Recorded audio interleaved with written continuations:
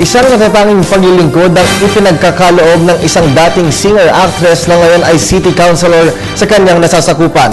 Ito ay si Rosel Nava na pumasok na rin sa larangan ng politika. Alamin natin ang ulat mula kay Joseph Parafina. Pagdating sa pagalingan sa pag-arte at pagkanta, di pa huli noong dekada 90 si Rosel Nava.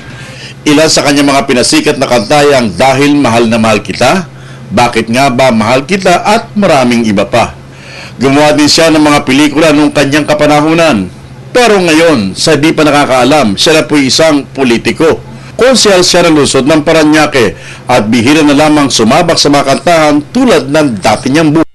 As a singer before, I've always loved talaga meeting different kinds of people. And ang difference lang siguro is mas yung interaction mo mas marami. Kasi 'di ba, as a public servant, mas lagi ko silang kasama.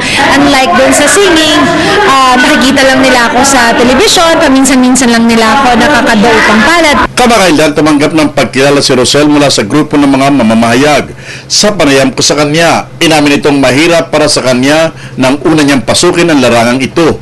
Subalit sa dahan-dahang pag-adjust sa bagong mundo, bandang huli natutunan na rin niya ang masalimuot na buhay sa mundo ng politika. Sa ngayon, isang pinagkakabalahan ni Rosel bukod sa pag-attend ng mga session sa City Council ay ang pagtuturo ng musika sa kanyang mga nasasakupang lugar. Yun nga lang, sa halip na maningil siya, puro libre na ito.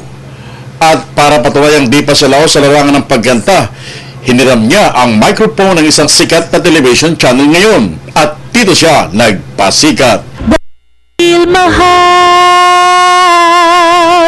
mahal na mahal kita, gagawin ko ang lahat, pangako mo lang di ako iiwan.